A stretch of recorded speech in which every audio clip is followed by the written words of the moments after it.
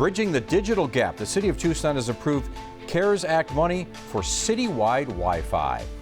Good evening. Thank you for joining us. I'm Pat Perez. Valerie has the night off. That Wi-Fi won't service the entire city just yet. As 9 on your side's Rogelio Mars reports, they're starting with some of those underserved areas in the city with big plans for the future. Dryness is something we've adapted to in Tucson, but there are some places in town that suffer from a digital dryness. City Councilman Steve Kozacek calls it something else. There are pockets in the city right now that are suffering a digital divide. They are areas of town that don't have as much of an infrastructure for internet connectivity. That will change after the council voted to fund a Wi-Fi program for these areas. We're covering right around 20 miles, 30% of the populated area of the city, about 116,000 people, 53,000 households. The program will provide a free Wi-Fi connection for what the city has identified as parts that are digitally underserved.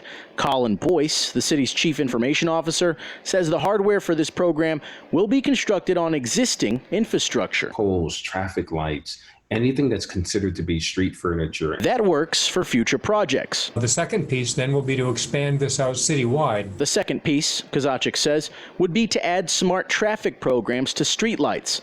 That would streamline traffic east to west on busy roads. Without the $9 million of federal CARES money that we have available to us, we probably would not have been able to afford to do this. That investment is one that will pay off for other uses, Kozacek and Boyce say, like connecting to the already existing networks at school districts and Pima County facilities. If they have fiber, if we're able to come together and collaborate with this, we can make the product even better. Kozacek says the network will give schools offering distance learning better options for the students, an investment he says is a necessary one during a pandemic. When we see school systems and the city, by the way, now having to operate remotely, that is absolutely a COVID-related issue. The city says work will start on the new citywide Wi-Fi in August and continue into December later this year.